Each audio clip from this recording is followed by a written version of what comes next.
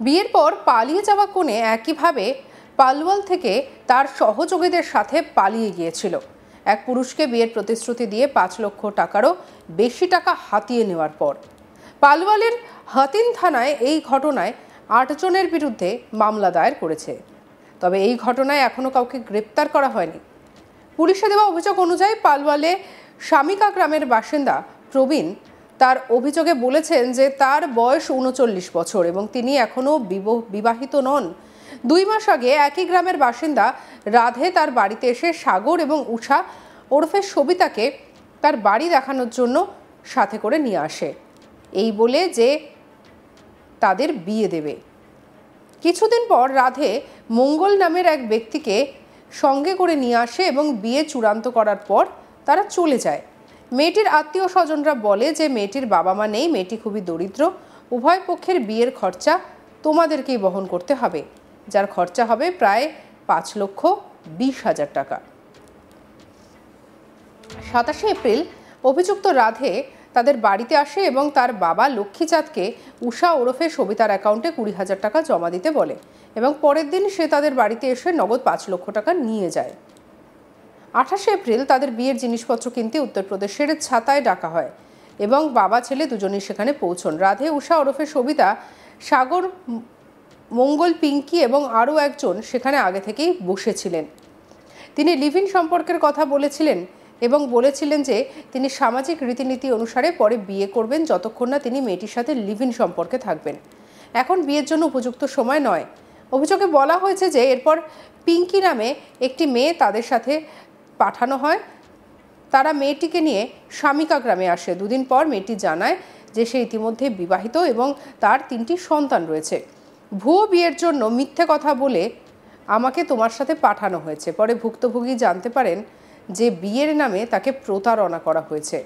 হাতিন থানা বিভিন্ন ধারায় 8 জন অভিযুক্তের বিরুদ্ধে মামলা দায়ের করে ব্যবস্থা গ্রহণ শুরু করেছে।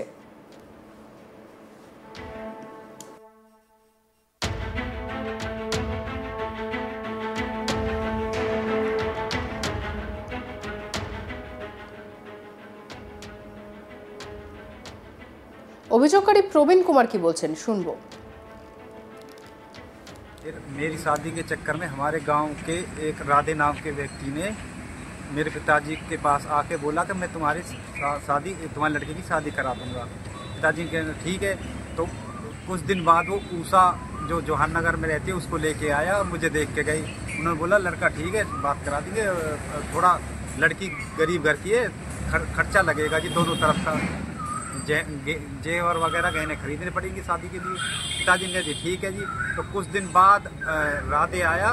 राधे बोला पैसे का इंतजाम करो। हमने अपनी ज़मीन गिरवी रख कर पैसे का इंतजाम किया। वो बोला ठीक है 20,000 रुपये उषा के खाते में डाल दो। हमने कितने पैसे मांगे थे आपसे? 5,20,000 रुपये। तो आपने कितने दिए? हमने शुरू में 27 तारीख को 20,000 रुपये उषा के खाते में डाले। उषा के खाते में डालने के बाद वो बोला और दो, हम कल देंगे पैसे। तो सुबह सुबह राधे हमारे घर पे आया, 5 लाख रुपए कैश घर से ले गया, मुझसे मेरे पिताजी से। ले जाने के बाद बोला 1 बजे आ जाना छाता और तुम्हारी हम शादी करा देंगे, गहने वहने खरीदने जो सामान खरीदना। मेरे पिताजी और 2-4 जने हम वहाँ पर गए। वहाँ हमें पहले से ही उषा और मंगल नाम का व्यक्ति और एक मंजू और सागर ये वगैरह वगैरह मिले वहाँ। तो बोले कि अब ये काम करो, मुहूर्त अच्छा नहीं है, आप लिविंग रिलेशन का सर्टिफिकेट बनवा लो, उसके बाद आप कर लेना, ठीक उसके बाद कर लेंगे। हमने वो शादी बना लिया और लड़की को बोला आप ले जाओ और मुहूर्त 10-15 दिन में मुहूर्त आएगा और हम पैसे से वो खरीद लेते गहने वगैरह। तो उसके बाद हम उसको ले आए। 2 दिन बाद वो लड़की ने भागने की कोशिश करी, हमें पता लगा तो लड़की से पूछा तो लड़की बोली कि हमें ऐसे ऐसे बात है कि तुम यहाँ से, मुझे तो यहाँ ये बोल के लाया गया 10-5 दिन रहना है, तुम कर जाओ। हमने फिर उषा के पास गए और राधे से बोला कि ऐसे ऐसे बात है, तो धोखा हुआ हमारे साथ। तुमने 3 बच्चे। आपको कब पता लगा कि आपको हनी ट्रैपिंग में फंसाया जा रहा है? हमें जैसे ही 2 तारीख को उस लड़की ने भगने की कोशिश करी, तब लड़की ने बोला कि मैं तो 3 बच्चों की माँ हूँ और मैं तो अपने बच्चों के पास रहूँगी। तब हमने राधे को बुला के पूछा और फिर उसे 5-6 तारीख को गांव में पंचायत की। पंचायत करने के बाद राधे ने हामी भरी, ठीक है संबंध बिगड़ गया, मैं 5 लाख लिखित में, उसने पंचों के आगे लिखित में 5,20,000 रुपए की हामी भर के बोला 2 दिन में दे देता हूँ, मैं लिख के दे दिया रिटर्न में। उसके बाद क्या होता है जी, हमने पूछा उससे 2 दिन बाद, तो राधे बोला मैं नहीं देता, तुम्हें जो कानूनी कार्रवाई कर लो। हम उसके बाद हमने FIR इसमें कंप्लेंट करी थाने में कंप्लेंट करने के बाद हमारी ये FIR दर्ज हुई है जो हुई है। और जैसे हमने इधर उधर पता किया है तो और 2-3 लोगों के साथ भी उषा और राधे ने मिलके साजिश से और भी कर रखा है ये आजू बाजू खड़े ये लड़के। क्या चाहते हो आप? हम न्याय चाहते हैं जी, इन मुजरिमों को पुलिस पकड़ो। आपसे 5,20,000 रुपए लिए गए हैं? हमसे 5,20,000 रुपए लिए गए और जो पुलिस हमारे साथ न्याय करे। এই বিষয়ে প্রবীণ কুমারের মা জানান, আমার ছেলের সঙ্গে যা হয়েছে তা যেন আর কারোর সঙ্গে না হয়, আমরা বিচার চাই। কি বলছেন প্রবীণ কুমারের মা, শুনবো। तेरी नाम के लड़के ने औरंगाबाद से उसने फंसाए हम उषा के दौरान, और वो ले गया तो इसने हमारी शादी करवाई। ये बोली कोई बात ना, बढ़िया लड़की है, घर बसाएगी। और माँ जी हाथ जोड़े की बात है, अपने लड़के के ले जाना, इसको आप ढक के ले जाना, मुझको कुछ नहीं है, हमें इतने पैसे चाहिए। मैंने बेटी कोई बात ना। कितने पैसे लिए आपसे? हम पैसे लिए 4 लाख, मतलब 2.5 लाख हमने नगद दिए हैं और बाकी इनने हमारे लत्ता चिमटान में अपने कुआ में उठवा दिए हैं, बामन फमनन में, खर्चा में।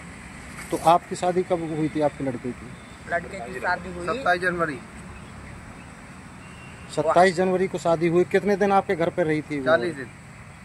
पता लग गया जी भाई साहब, ये हमारे पास 40 दिनों में 3 दिन गए थे। ये जो इसकी नकली महतारी बन रही है वो, और ये उषा नाम बदल के, और उसेरी जिसने हम फंसाए औरंगाबाद के ने, तो कोई बात नहीं है, ये देख के आ जाते थे। फिर बताऊँ सबन न बेटा, मैं झूठ ना बोलूंगी। उसने शादी करवाई थी, झांसा दिया, वो कहाँ का रहने वाला है? वो औरंगाबाद का है, और उषा कैंप की, उस कैंप की रहने वाली कैंप के रहने वाली है। और अब उस बिलिया ने जब तो हम फंसा लिए और हम फिर उस बिलिया के घर गए, वो बिलिया फिर गेट मारकर हमारे पीछे ईंट लेकर और भगती है मारने के। ऐसे घटिया आदमी की यहाँ कोई जरूरत नहीं है। तो उसका कोई फोटो वगैरह है आपके पास? हाँ फोटो है भैया। तो आपने कुछ शिकायत दी है? आपने? हमारी शिकायत नहीं तो नहीं, वो पलवल थानों है, लेडीज जन को महिला थाना, उसमें भी नहीं लई। और कोर्ट में गए हम, उसमें भी नहीं लई, कहीं भी नहीं लई। तो हमारी फिर हमें इसने धमकी दी है कि या तो लिख के दे दो या लड़की तो फैसलो कर लियो, और नहीं हम तुम्हें जेल में बंद करवाएंगे। जो शादी की थी उस समय आपको कुछ लिखत या कोई इस तरह का लिबरेशन कर दिया था? सब सौदा भैया हमारे पास सब सबूत है। तो अब क्या चाहते हो आप? अब हम न्याय चाहते हैं। ऐसे घटिया आदमी को गिरे हुए मानसिक के लिए जरूर न्याय होना चाहिए। मैं भी किसी की बेटी हूँ, यूँ सब लोग गिरफ्त पकड़ना चाहिए, हमारे सामने आना चाहिए, गिरफ्तार लगने चाहिए इसमें। बढ़िया किसी और के साथ भी करेंगे ये नहीं। সঙ্গে রাখুন আজ তাক বাংলার ইউটিউব চ্যানেলকে। অন্যান্য খবরের জন্য লাইক, কমেন্ট, শেয়ার, সাবস্ক্রাইব করতে ভুলবেন না।